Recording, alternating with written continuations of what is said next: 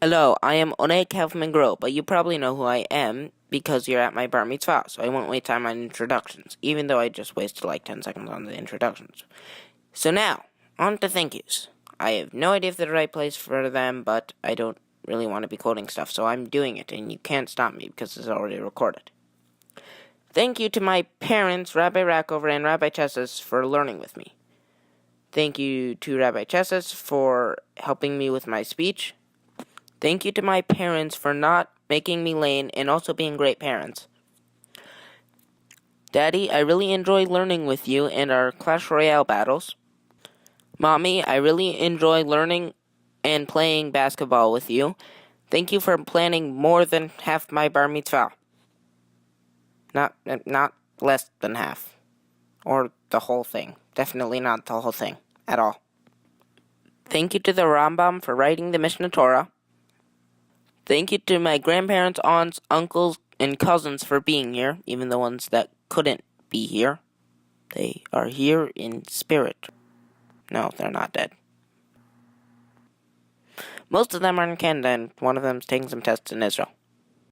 Thank you, Saba, for taking me on tours of your reality deck, and thank you to Safta for not taking too many pictures of me. Thank you, Yaniv, for being nice, sometimes, and playing magic and hockey with me. Thank you, Eshkol, for not always talking in a really annoying baby voice and playing poker with me. No. It's good that he plays poker with me. I enjoy teaching you to skate. You really improved.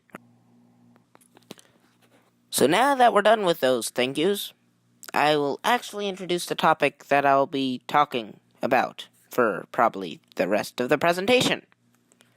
I'm going to be talking about erasing God's name and implications that computers have on that. So now to introduce you to the concept of it, or the concept that I was introduced to in the one or two sources of the Mishnah Torah I learned on it. In Yesodei HaTorah Perek Vav Halacha Aleph, it says, Kol hama'abed shem min hashemot hakadoshim hatahorim shenikra bahem hakadosh baruch hu lokeh min haTorah sharei hu omer bavodat kochavim ibadetem et shema min makom hahu lo tasun ken laHashem Elohechem. Whoever destroys one of the holy and pure names which Hashem is called by is liable for lashes, according to the Torah. As it says in Devarim 12:2 in regard to idols, and you shall destroy their names from this place. Do not do this to Hashem. We have to ask a few questions to fully understand this prohibition and how it relates to modern technology. Some of the questions that come to mind are, what is considered a name of God? What is considered writing? And what is considered erasing? Let's go one by one. The Rambam lists 7 names that are considered holy names of God that cannot be erased. Unfortunately, I can't write them now because I have not determined whether it's okay to erase these names on a computer. Also, I probably shouldn't be saying them, so it wouldn't be in the speech anyways. The Shulchan Aruch suggests that the prohibition is limited to God's name in the Hebrew language. This is relevant because although computers display Hebrew or English text, they are actually stored in a language called ASCII.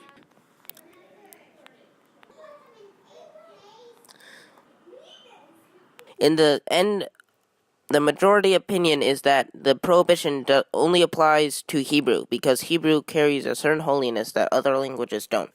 Now to the second question. What is considered writing? Writing in the Torah is defined as using a quill and ink on parchment, or a pen and pencil on paper, in a way that is permanent. This is the reason why it would be technically okay to write God's name in the sand because the wind or water will always erase it. This means that the question of what is considered writing is really about the permanence of writing on a computer's hard drive or screen. The writing on a computer happens through LCD displays being constantly refreshed. This means that they are not long-lasting or permanent. Furthermore, the LED lights are not actually complete images, but tiny squares that make up an image. If you look hard enough at your computer screen, you can see what I mean, probably. It is not considered to be writing if the dots are not actually connected together, so there would be no problem erasing it. Another reason for leniency in regard to the question of what is considered to be writing is that the inscription on the storage device of the computer is not readable to the naked eye, which makes sense because eyes can't read. And in this area, the halacha only worries about what can be seen to the naked eye, hence it is not considered halachically to be writing. Additionally, if one were to write God's name on a computer and then immediately erase it, it would not be a problem because things being entered into the computer and things that are being used by the computer are stored in short-term storage called RAM or memory until they are not needed anymore by the computer and then transferred to long-term storage onto a hard drive or SSD. Now the third question. What's considered erasing?